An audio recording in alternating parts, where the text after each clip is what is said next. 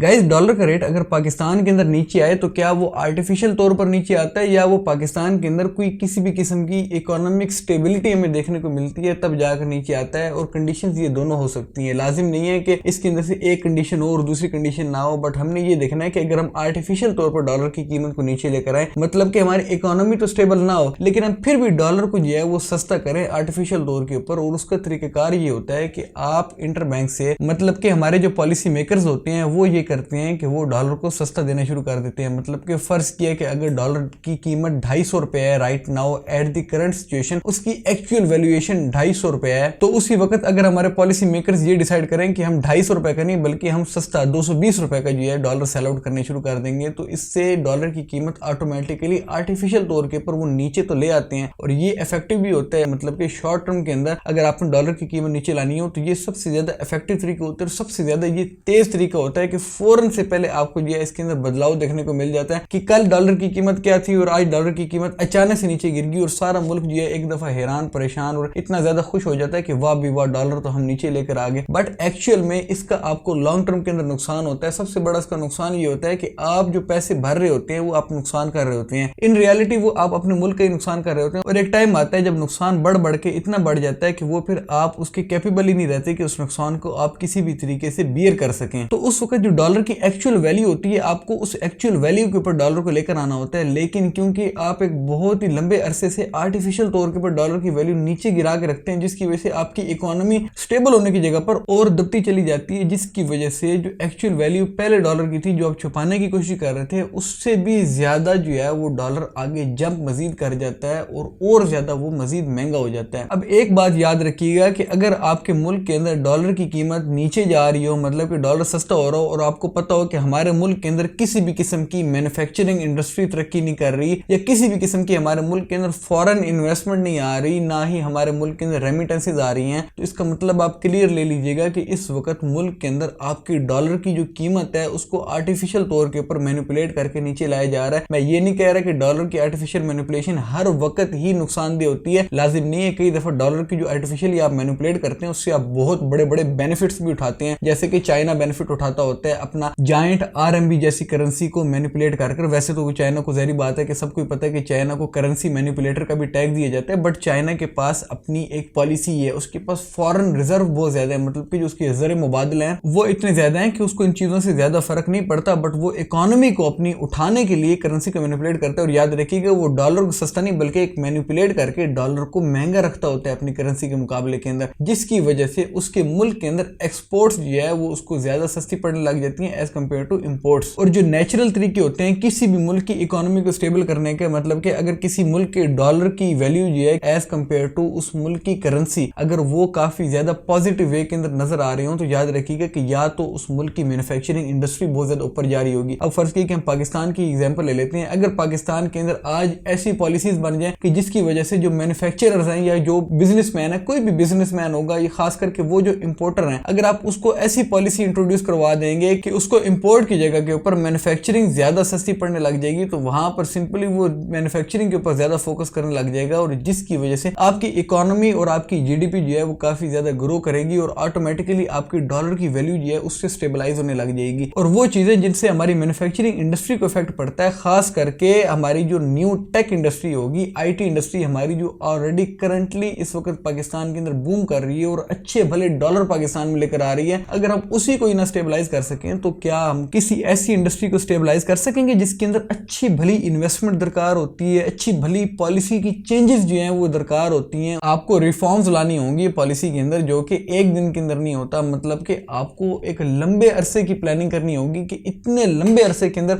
हम कौन सी ऐसी पॉलिसी बना सकते हैं कि जिस पॉलिसी से हमारे मुल्क को बेनिफिट होगा, हमारे मुल्क की इकोनॉमी को बेनिफिट होगा और हमारे मुल्क के अंदर डॉलर एक्चुअल में असल के अंदर स्टेबल होगा। Well that's all for it दो। अल्लाह हाफिज़, टेक केयर ऑफ योरसेल्फ।